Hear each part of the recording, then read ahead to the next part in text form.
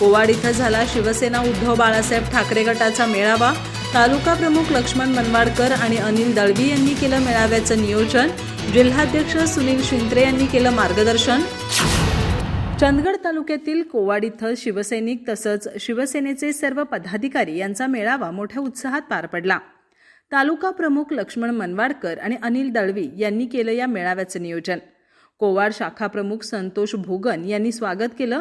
यावेळी बोलताना जिल्हा प्रमुख सुनील शिंत्रे यांनी येणाऱ्या काळात बूथ प्रमुखपासून ते सर्व पदाधिकारी यांनी प्रामाणिकपणे पक्षाचं काम करून पक्ष वाढवावा, गाव तिथं शाखा आणि घर तिथं शिवसेना ही संकल्पना घेऊन गावोगावी पोहोचावं असं आवाहन केलं।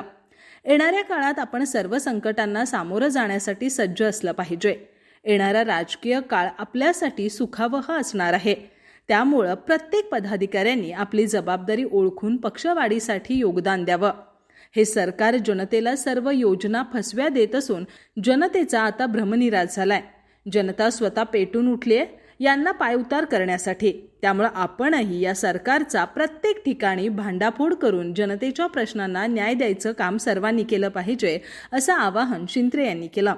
यावेळी शिवसेना तालुका प्रमुख लक्ष्मण मनवाडकर, अनिल दळवी यांनी देखील मनोगत व्यक्त केली। शिवसेना तालुका प्रमुख विनोद पाटील यांनी आभार मानले।